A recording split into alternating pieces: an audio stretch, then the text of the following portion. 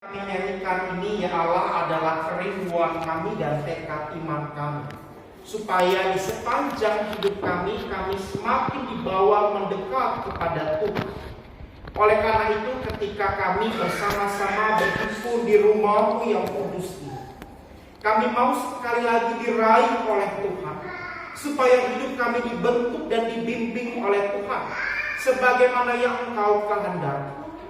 Oleh karena itu, ya Roh Kudus, terangi hati dan pikiran kami, kuasai kami, supaya kami boleh sungguh-sungguh mengerti akan kebenaran firman, dan kami beroleh keberanian untuk melakukan firman itu di dalam hidup kami. Berbicaralah kepada kami ya Kristus, sapalah setiap kami, karena kami rindu diubahkan oleh-Mu, dan kami rindu untuk semakin mendekat kepada-Mu. Di dalam nama-Mu ya Kristus, Sang Firman Allah yang menjadi manusia, kami berdoa seraya memohon. Amin. Silakan duduk Bapak Ibu Jemaat. Kita akan memperhatikan satu bagian Alkitab dari surat Roma pasal 4 ayat 13 sampai yang ke-17. Surat Roma pasal 4 ayat 13 sampai yang ke-17.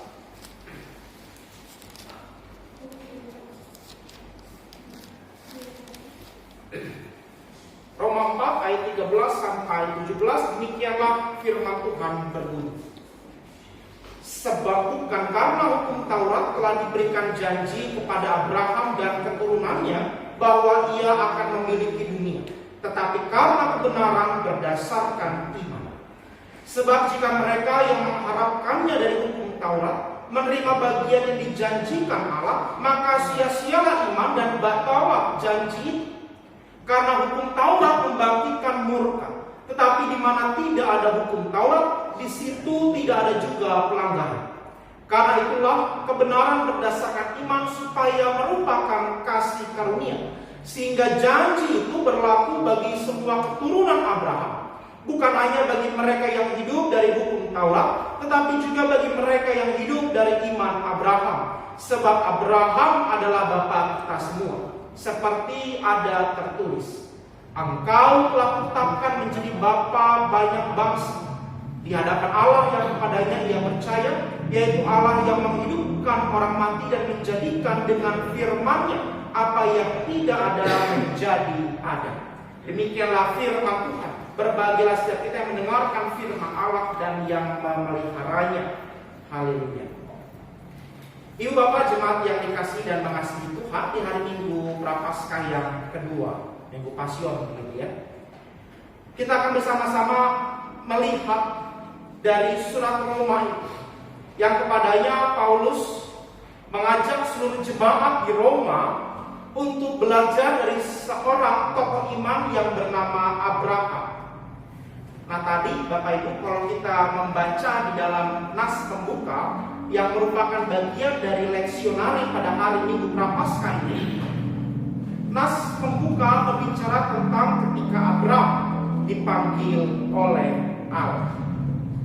Kita tahu dari bacaan kita di ayat 4 dari Kejadian pasal 12, pada saat itu Abraham berusia 75 tahun dan dia berangkat dari daerah yang bernama Ur Kasdim ke sebuah daerah yang Tuhan tidak sebutkan namanya. Tuhan hanya mengatakan, pergilah ke sebuah negeri yang akan kutunjukkan di situ. Abraham gak tahu negeri mana. Kalau kita membayangkan jadi Abraham, Bapak Ibu, jadi Abraham begitu, ada yang mau gak usia 75, udah sepuh, udah tua, disuruh Tuhan pergi ke daerah lain, ke daerah yang Tuhan tidak tunjukkan. Daerah itu daerah Kanaan. Tetapi kemudian Abraham singgah untuk beberapa waktu lamanya di Mesir. Dari daerah Ur Kasdim, daerah Irak, pergi ke Mesir untuk masuk ke Kanaan. Yang Abraham sendiri belum pernah masuk ke Kanaan, baru nanti keturunannya masuk ke tanah Kanaan. Kalau kita membayangkan jadi Abraham, rasanya tidak akan mungkin kita mau pergi ke tempat antah berantah kalau kita nggak tahu di sana mau apa, kita akan bekerja apa dan melakukan apa. Baru aja pemerintah Jokowi, dia punya rencana untuk memindahkan beberapa kementerian ke sana mulai 2024 dengan tunjangan-tunjangan yang fantastis yang ditawarkan. Ada yang tertarik Bapak Ibu ke sana? Ini kan mirip kisah Abraham, disuruh pergi ke sebuah daerah yang akan ditunjukkan. Tuhan gak secara eksplisit mengatakan kamu nanti pergi ke Kanaan ya, enggak. Baru melewati pinggirnya Kanaan, Abraham cuma dibilang, nanti Abraham, keturunanmu akan menjadi bangsa yang besar dan tanah ini akan menjadi milikmu. Tapi pada saat itu Abraham belum masuk ke situ karena Kanaan masih dikuasai oleh orang-orang Kanaan. Ya, memang tanahnya orang Kanaan, bukan tanahnya Abraham. Lalu Abraham pergi lagi ke Mesir, daerah yang asing bagi dia. Dia seorang dari Ur Kasdim, dari tanah Haran. Dia pergi ke daerah Mesir. Kita nggak mau, jangankan kayak begitu. Kita ke IKN aja mungkin belum mau, sekalipun katanya nanti akan di cover tuh, yang orang-orang kementerian akan di cover istri, anak-anaknya, bahkan ART-nya sudah. Nah, kita belajar dari Abraham. Kita akan melihat bagaimana kemudian Abraham ini karena imannya dia kemudian menjadi contoh besar bagi orang-orang Israel. Kita kembali ke Roma pasal 4. Dikatakan ayat ke-13 demikian. Sebab bukan karena hukum Taurat telah diberikan janji kepada Abraham dan keturunannya bahwa ia akan memiliki dunia, tetapi karena kebenaran berdasarkan iman. Bagian ini ingin menegaskan kira-kira dalam bahasa yang sederhana begitu. Bukan karena Abraham melakukan kewajiban agamanya sehingga dia diberikan janji akan memiliki dunia dan keturunan yang banyak, tetapi karena imannya. Kita tahu Abraham orang baik bersama dengan istrinya Sarah. Ketika dia diperintahkan Tuhan untuk pergi ke tanah Kanaan, ke tanah yang terjanji itu yang Abraham belum pernah masuk ke dalamnya, mempertimbangkan usianya, mempertimbangkan kehidupannya yang sudah mapan, boleh gak Abraham menolak? Jawabnya adalah boleh. Tetapi Abraham memilih tidak melakukan. Dia boleh bernegosiasi sama Tuhan karena dia tahu kualitas hidupnya pun baik. Abraham mempersembahkan korban kepada Tuhan. Ketika ada orang asing dia beri makan, kualitas hidupnya baik. Tapi kemudian dia memilih untuk membuka dirinya pada intervensi Tuhan dan dia pergi ke negeri yang ia tidak ketahui. Di sana akan bekerja apa dan melakukan apa. Kalau kita tarik dalam kehidupan sekarang ini Bapak Ibu, berbicara soal janji berkat, janji keselamatan yang Tuhan anugerahkan pada kita, maka janji berkat dan keselamatan itu bukan terjadi karena saudara saya melakukan kewajiban agama. Bukan karena kita datang ke gereja, rajin bergereja, rajin membaca Alkitab, bukan. Tetapi memang karena kesediaan Allah untuk memberkati kita, menyelamatkan kita, dan kita menerimanya dengan iman. Bukan karena kebaikan, bukan karena usaha baik, bukan karena kewajiban agama yang kita lakukan. Karena kalau kita berpikir kemudian kewajiban agama itu yang akan menyelamatkan kita, apa artinya pengorbanan Kristus? Apa artinya karya keselamatan yang Allah nyatakan di dalam Kristus? Tidak ada artinya. Berbuat baik itu penting, betul. Melaksanakan perintah agama itu baik, betul. Tapi bukan itulah cara kita mendapatkan keselamatan. Keselamatan dikatakan di ayat ke-13 ketika Paulus mengatakan kepada jemaat di Roma bahwa semua itu terjadi karena iman, karena anugerah Allah dan kita menerimanya. Lalu apa yang membedakan kemudian antara iman, sikap iman yang Allah kehendaki dengan berbuat kebaikan? Nah Bapak Ibu jemaat yang dikasihi Tuhan, di ayat 14 dikatakan begini, sebab jika mereka mengharapkannya dari hukum Taurat, menerima bagian yang dijanjikan Allah, maka sia-sialah iman dan batallah janji. Karena hukum Taurat membangkitkan murka, Tetapi di mana tidak ada hukum Taurat, di situ tidak ada juga pelanggaran. Artinya begini Bapak Ibu, ketika Paulus mengatakan bahwa ketika kita mengharapkan dari hukum Taurat itu, maka sia-sialah iman kita dan batalah janji keselamatan itu. Artinya adalah bahwa iman Bapak Ibu adalah sesuatu yang harus kita upayakan, yang harus kita perjuangkan. Jangan bergantung dan merasa cukup dengan melaksanakan kewajiban agama, karena kewajiban agama tidak merepresentasikan iman. Iman adalah sesuatu yang harus diupayakan, dikerjakan dengan sungguh-sungguh. Sebagaimana Paulus juga mengatakan dalam surat Filipi, kerjakanlah keselamatanmu dengan takut dan gentar. Iman harus diperjuangkan, iman harus diupayakan. Dan cara menguji iman adalah tadi ketika kita melihat kisah Abram. Dia pergi ke sebuah negeri yang tidak ia ketahui. Abram gak tahu hidupnya akan seperti apa ketika dia mendengar, pergilah Abram ke negeri yang akan kutunjukkan padamu. Abram tidak tahu.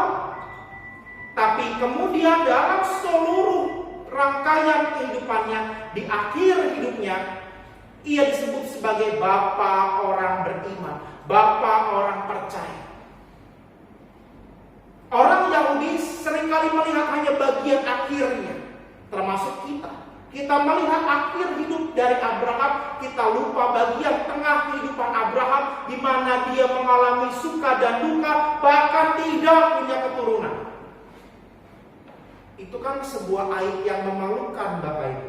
Bagi orang-orang Asia Timur, laki-laki itu simbol kekuatan, kehormatan, dan harga diri keluarga. Tidak punya anak laki-laki berarti berakhir semua rangkaian kehidupan keluarga mereka, dan gak ada lagi kehormatan dalam keluarga itu. Abraham mengalami fase itu. Dia mengalami juga mungkin fase kebingungan. Saya harus apa di negeri orang? Saya harus buat apa di negeri orang? Usia sudah tua, tapi masih berjalan jauh. Jalannya bukan 10-20 km Bapak Ibu. Lihat di peta jarak dari Irak sampai ke Mesir. Karena Abraham singgah di Mesir untuk beberapa waktu lamanya. Jaraknya jauh dengan usia yang sudah cukup tua. Tapi Abraham tetap pergi, melangkah. Dan itulah definisi iman. Masuk dalam kehidupan kita tanpa kita harus tahu endingnya seperti apa dan bagaimana. Seringkali kita mendefinisikan iman bahwa segala sesuatu dalam hidup kita menjadi terang benderang karena kita dekat dengan Tuhan. Justru tidak. Semakin Anda dekat dengan Tuhan, maka semakin banyak tanda tanya dalam hidup kita. Semakin kita dekat dengan Tuhan, maka akan semakin banyak tantangan di dalam kehidupan kita. Dan beriman berarti kita berani masuk di dalam kehidupan yang penuh dengan tanda tanya itu, tanpa kemudian mendebat Tuhan, tanpa kemudian berkomentar marah pada Tuhan, tanpa kemudian memprotes Tuhan. Itu iman. Abraham melakukan itu. Kita kan nggak tahu kehidupan kita sebulan ke depan, 2 bulan ke depan, gak usah jauh-jauh, 1 jam ke depan pun kita nggak tahu apa yang terjadi dalam hidup kita. Tapi baik Abraham, baik jemaat di Roma, baik kita, diingatkan kembali oleh Paulus tentang iman. Memiliki sebuah keyakinan bahwa Allah yang memanggil kita adalah Allah yang setia. Menariknya iman kita Bapak Ibu, perjanjian baru itu, karena kan perjanjian baru fokus tentang Kristus.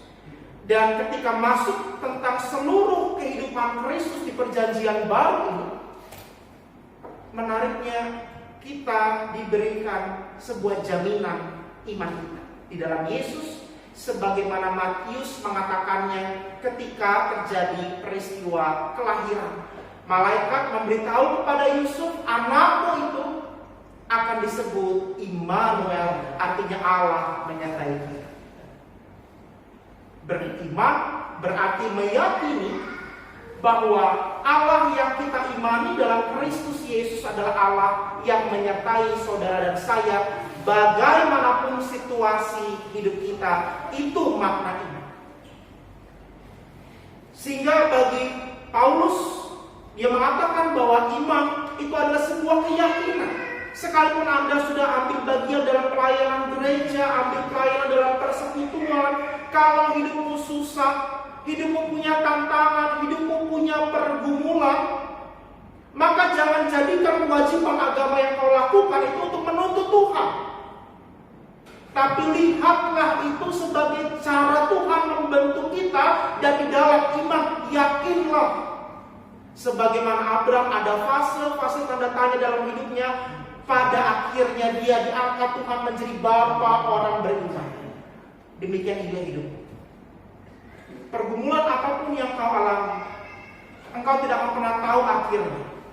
Tapi percayalah, Tuhan akan mengangkat hidupmu juga, sebagaimana Tuhan mengangkat Abraham, seorang asing. Abraham bukan orang Israel, Abraham orang asing.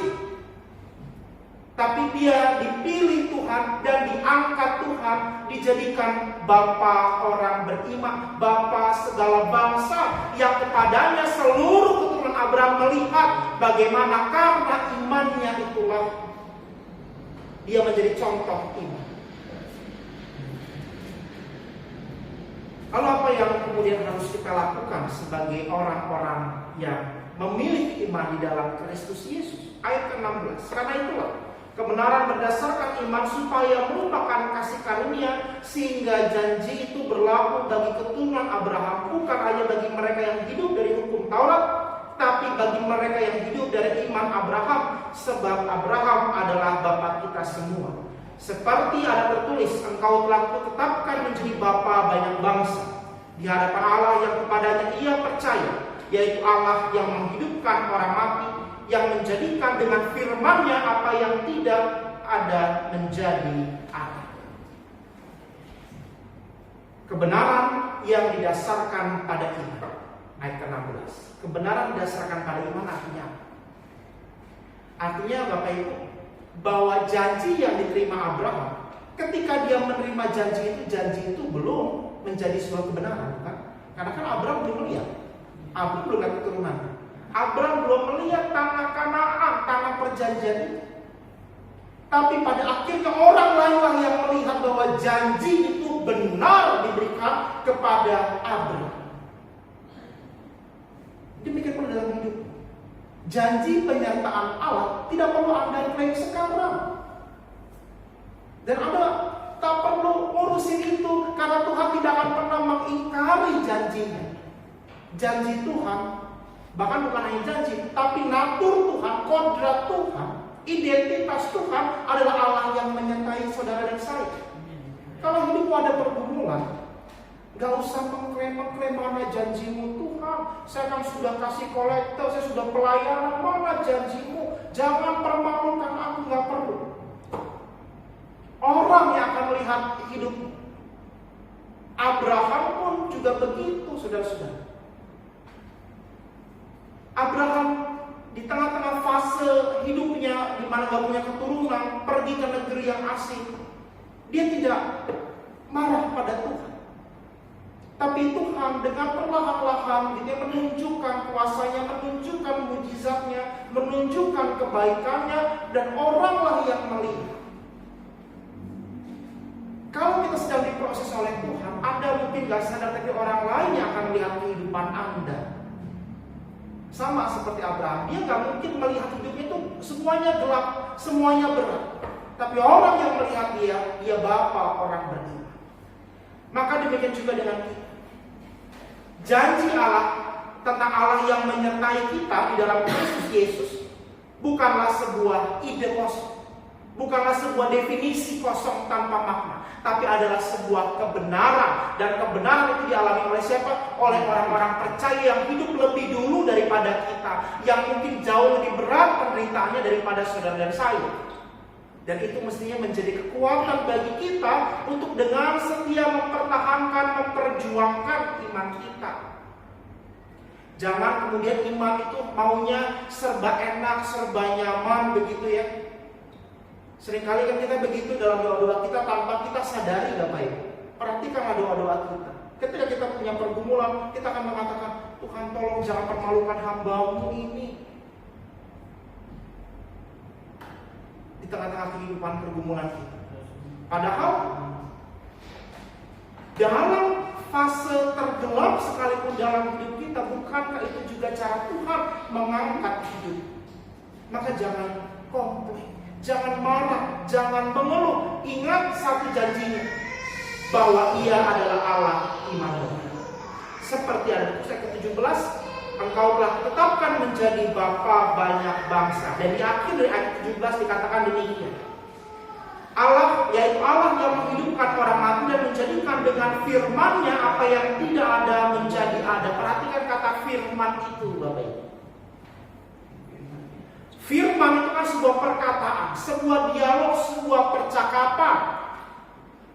Mungkin kita bertanya, apa buktinya mendasarkan hidup hanya pada percakapan?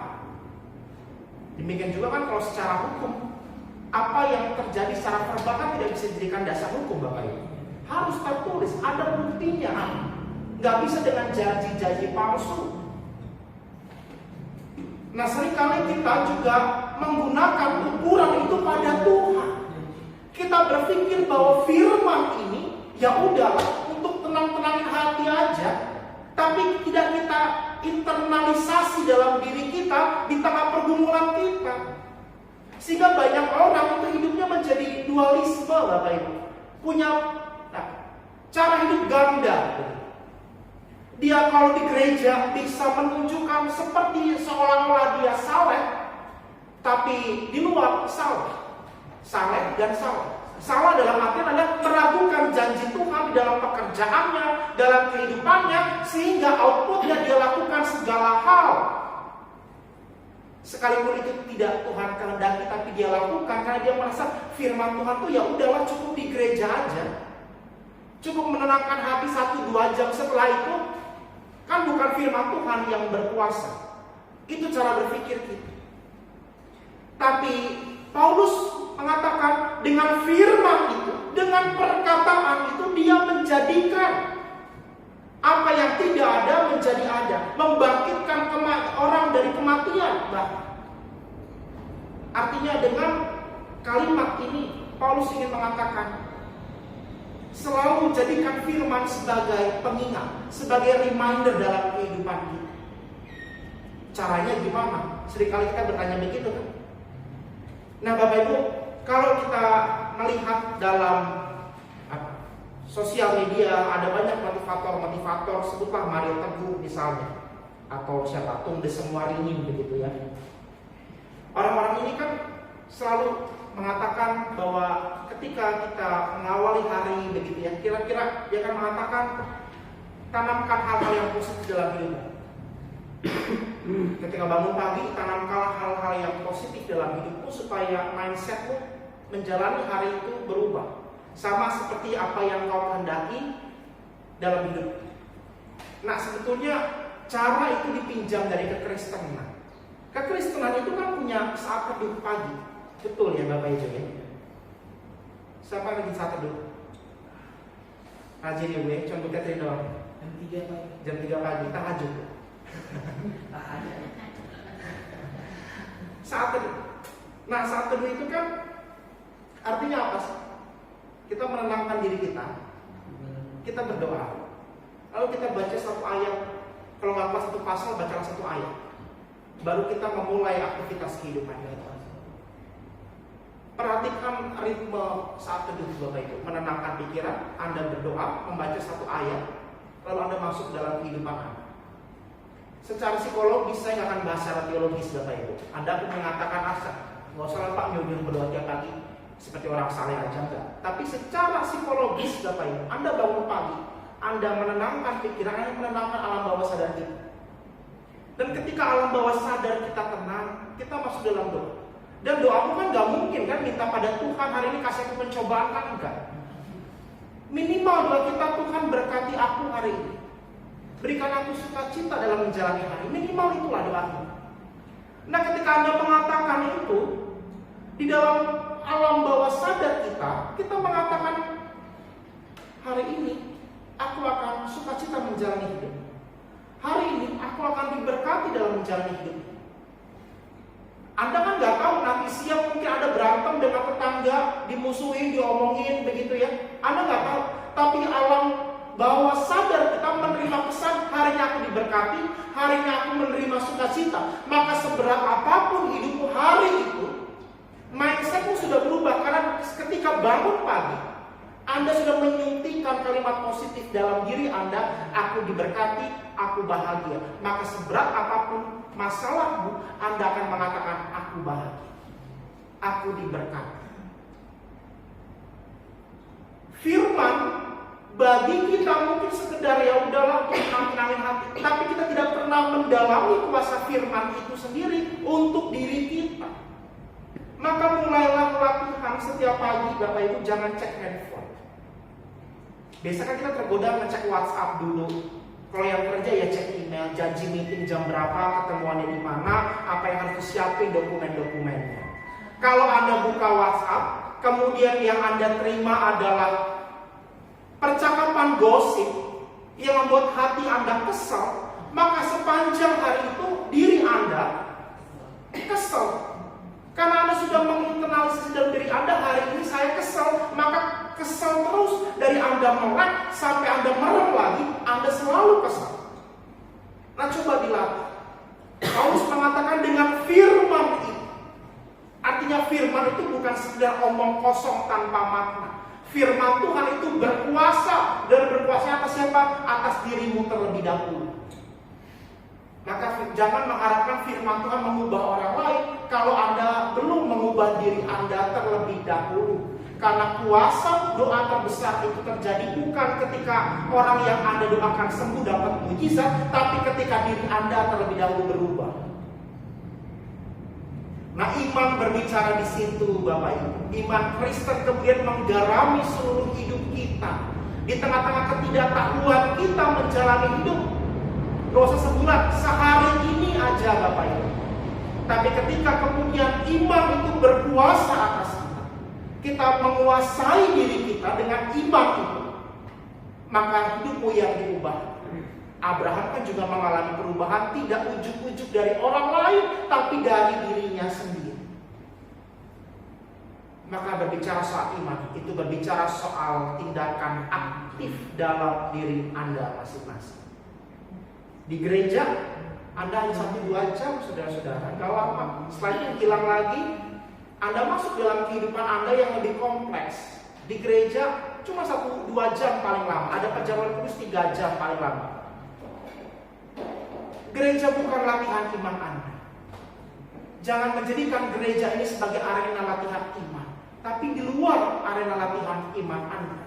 Jangan menunjukkan berlomba-lomba menunjukkan iman Anda dalam gereja, saudara-saudara. Jangan. Karena ketika setiap orang berlomba-lomba menunjukkan kesalehan imannya di gereja, konflik yang terjadi. Keluar. Go out. Be the light of the world. Jadilah terang dunia. Tuhan tidak mengatakan be the light of the church, tapi jadi terang di dunia. Nah, orang Kristen seringkali berlomba-lomba menunjukkan imannya dalam gedung gereja ini. Dan itu yang membuat kemudian gereja kebanyakan energi positif, akhirnya meledak trafo listrik, konflik yang terjadi. Sehingga pindah sana, pindah sini, pindah gereja, maksudnya pindah gereja A, pindah gereja B. Tapi kemudian dia tidak menyadari dirinya untuk mau menjadi pelaku iman di luar kehidupannya. Akhirnya pindah-pindah gereja, pindah-pindah konflik juga. Konflik yang sama dibawa dari gereja A, gereja B, gereja C, gereja D, sampai dia tutup mata. Dia membawa konflik yang sama karena dia tidak menjadi pelaku iman di luar gereja. Maka ketika Paulus merujuk pada Abraham, Paulus mengajak kita melihat, satu, lihatlah kehidupan Abraham. Dia menunjukkan imannya di tengah-tengah kehidupan sosialnya, kehidupan pribadinya. Bukan dalam konteks kehidupan agama. Yang kedua, yakinilah seberat apapun hidupmu, sesulit apapun tantangan yang kau hadapi, Ingat janji Tuhan, ingat natur dan kodrat Tuhan, Allah Immanuel. Dan Allah Immanuel adalah Allah yang tidak akan pernah mengecewakan saudara dan saya. Latihannya mulai dari hal sederhana. Bangun pagi, saat teduh, berdoalah. Baca satu bagian ayat Alkitab. Sebagaimana Paulus mengatakan, firman itu berkuasa menjadikan apa yang tidak ada menjadi ada. Kalau hidupmu tidak ada sukacita, hidupmu penuh dengan ketakutan, mungkin karena tidak ada firman dalam hidupmu. Maka bangun pagi, latihlah dirimu mengatakan, aku diberkati, aku sukacita, maka hidupmu akan penuh dengan sukacita. Dan firman itu menjadi berkuasa dalam hidup kita. Jadikan ini latihan rohani kita, Bapak Ibu. Minggu-minggu Pasion ini adalah minggu latihan. Gereja menghadirkan minggu Prapaskah itu bukan sekedar kalender liturgi, tapi arena latihan, saudara. Dan nanti Paskah kita bangkit bersama dengan Kristus menjadi manusia baru. Tuhan memberkati kita semua. Satu dua lagi kita.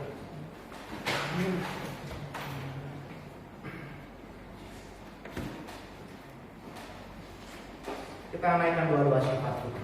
Kami bersyukur kepada Bapa di dalam Kristus Yesus untuk firman-Mu yang mengingatkan kami akan sosok Abraham, Bapa orang beriman. Di tengah-tengah kehidupannya, kami percaya Abraham pun pernah mengalami fase-fase tergelap di dalam hidupnya. Tetapi pada akhirnya kami melihat bahwa Abraham, Engkau angkat martabatnya, Engkau angkat statusnya menjadi Bapa orang beriman. Belajar dari Abraham, kami mau mengimani dan meyakini bahwa pergumulan yang kami alami saat ini adalah juga cara Tuhan mengangkat derajat kami, mengangkat martabat kami, mengangkat nilai hidup kami, ya Allah. Seperti Engkau mengangkat Abraham. Maka biarlah iman itu yang kami miliki di dalam hati kami masing-masing boleh mengajak kami untuk semakin secara aktif menyandarkan diri kami pada firman itu. Karena kami tahu bahwa Engkau adalah Allah Immanuel, Allah yang menyertai seluruh perjalanan hidup kami. Maka meteraikan firman ini, dan biarlah firman ini menjadi rema dalam hidup kami masing-masing. Nah, pada saat ini ya Tuhan, kami bersatu hati menaikkan doa-doa syafaat kami. Kami mau berdoa secara khusus Tuhan untuk bangsa dan negara kami. Kami mau berdoa bagi rencana pemilu serentak di tahun 2024 mendatang. Sekalipun pemilu masih jauh, tapi kami terus mendoakan ya Tuhan, semoga supaya setiap persiapan pemilu yang terjadi boleh berjalan dengan baik, dengan lancar, dengan damai. Jauhkanlah bangsa kami dari perpecahan, dari konflik antar agama, dari konflik kepentingan. Biarlah Tuhan senantiasa mencurahkan damai sejahtera atas Indonesia. Berkati para pemimpin kami di pusat sampai ke daerah, dari tingkat tertinggi sampai tingkat terendah. Biarlah Engkau yang memberikan kepada mereka hikmat dan kebijaksanaan, supaya para pemimpin kami boleh mengerjakan tugas dan tanggung jawab juga dengan benar. Demikian pula untuk rencana dari pemerintah kami untuk mulai melakukan pemindahan ibu kota secara bertahap pada tahun 2024 mendatang. Biarlah juga proses ini Tuhan yang berkati, sehingga damai sejahtera, kemakmuran dan sukacita boleh terus dirasakan dan semakin dirasakan oleh bangsa kami. Kami serahkan Tuhan Indonesia ke dalam tangan. Kami juga berdoa Tuhan bagi gerejamu di seluruh muka bumi yang pada hari ini berhimpun, memuji, meluhurkan nama-Mu. Berkatilah gerejamu ya Tuhan di muka bumi ini, supaya gereja boleh sungguh-sungguh mengerjakan tugas pelayanannya sebagai kawan sekerja, sehingga misi gereja di dunia ini sesuai dan seturut dengan misi-Mu ya Allah. Demikian juga kami berdoa bagi gereja kami di tempat ini, HKBP Pondok Kelapa dan juga Gereja Presbyterian Indonesia. Tuhan, kedua gereja ini milik-Mu. Engkau yang menghadirkan gereja ini, maka kami percaya Engkau pula lah yang kelak akan mengakhirinya ketika Engkau datang kembali sebagai gembala dan Raja Agung di tengah-tengah dunia ini. Maka berikanlah para pelayan jemaat-Mu dari HKBP Pondok Kelapa maupun juga dari Gereja Presbyterian kesatuan hati dan kerendahan hati di dalam melayani Tuhan dan melayani jemaat. Kami bukan apa-apa, kami bukan siapa-siapa. Kami adalah hamba yang dipakai Tuhan dan dipercayakan Tuhan untuk menjadi teladan bagi jemaat dan untuk secara aktif berkontribusi memberi yang terbaik bagi gereja yang kami layani. Biarlah semangat dan motivasi itu terus ada di dalam hati kami, sehingga pelayanan kami menjadi pelayanan yang tulus dan pelayanan yang memberi sukacita bagi jemaat dan menjadi hormat bagi nama Tuhan. Berkati untuk gembala jemaatmu di HKBP Pondok Kelapa, Pendeta Albert Manalu. Biarlah Tuhan yang memberkati dia menjadi teladan yang baik dalam kehidupan jemaatnya bersama dengan seluruh para penatua majelis jemaat Mahalado HKBP Pondok Kelapa yang melayani.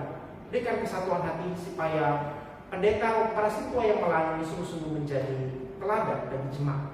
Demikian juga bagi gereja Presbyterian bersama dengan pendeta Lasmia dan para penatua yang melayani. Tuhan berkati mereka, berikan kesatuan hati dan kerendahan hati dalam melayani Tuhan. Kami serahkan kedua gereja ini Tuhan ke dalam pemeliharaan.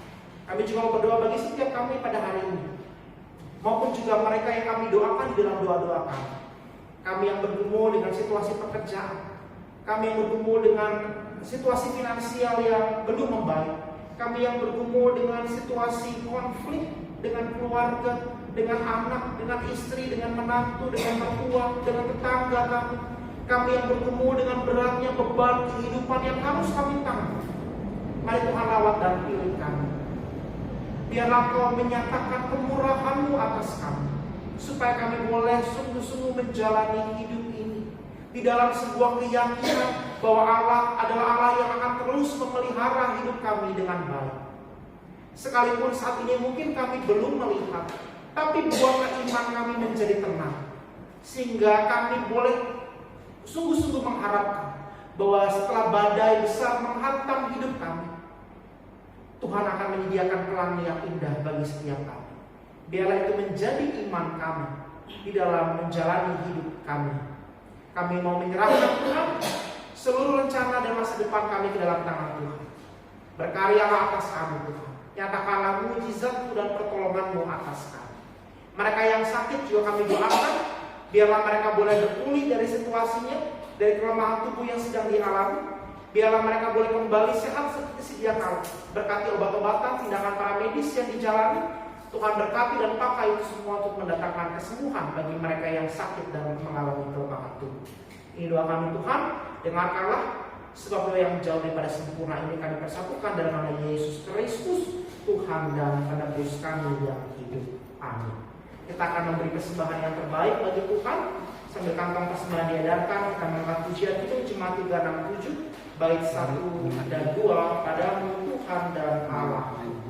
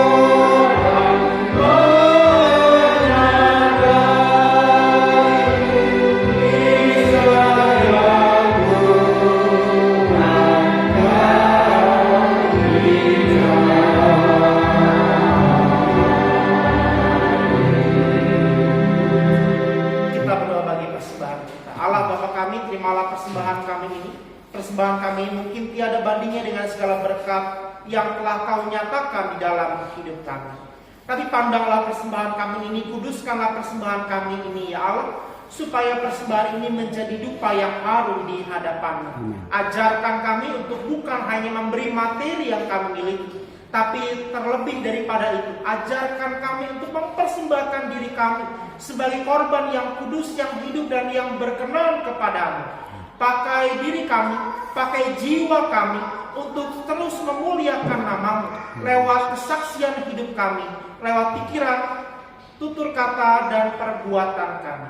Maka Tuhan, kami juga mohonkan hikmat bagi para pengelola persembahan ini. Biarlah mereka yang akan menghitung dan mengelola persembahan ini juga diberikan roh takut akan Tuhan, kebijaksanaan dari Tuhan, sehingga persembahan ini sungguh-sungguh menjadi berkat bukan hanya bagi gereja, tapi bagi orang-orang yang kami layani di luar sana melalui persekutuan, kesaksian dan pelayanan kami.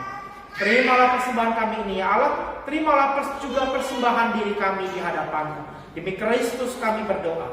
Amin. Kita mengakhiri ibadah kita dengan kidung jemaat 247.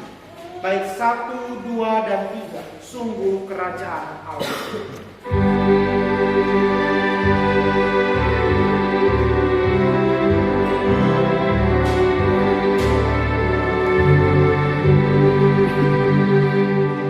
Sungguh kerajaan Allah di bumi ada. Yesus yang bangkit di langit menjadi kepala.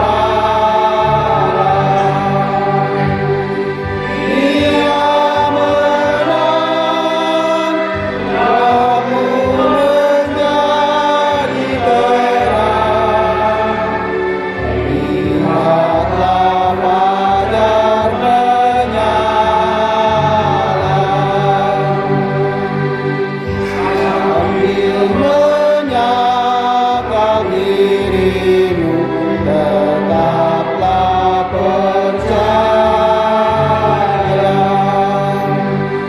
Jangan pengharapan hilang di rangkaian bahaya. Biar gentar hatimu pun berdebar, akhirnya kamu berjaya. Akhirnya Yesus memulihkan orang terluka.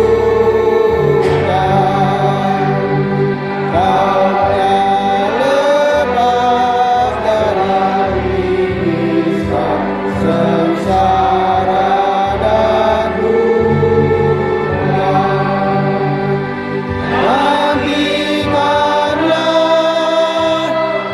hari kedatangannya, hari gemilang terbuka.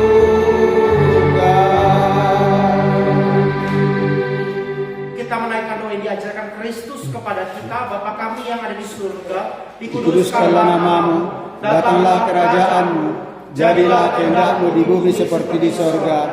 Berikanlah kami pada hari ini makanan kami yang secukupnya, dan ampunilah kami akan kesalahan kami, seperti kami juga mengampuni orang yang bersalah kepada kami. Dan janganlah membawa kami ke dalam pencobaan, tetapi lepaskanlah kami daripada yang jahat, karena Engkau punya kerajaan dan kuasa dan kemuliaan sampai selama-lamanya. Amin. Umat Tuhan, pulanglah, masukilah kehidupanmu, nyatakanlah imanmu di dalam segala hal, dan yakinilah senantiasa bahwa Allah yang kita imani dalam Kristus adalah Allah yang menyertai kehidupan kita sampai akhir zaman. Karena itu masukilah hidupanmu dengan iringan berkat dari Tuhan. Tuhan memberkati engkau dan melindungi engkau. Tuhan menyinari engkau dengan wajah-Nya dan memberi engkau kasih karunia. Tuhan menghadapkan wajah-Nya kepadamu dan memberi engkau damai sejahteranya. Amin.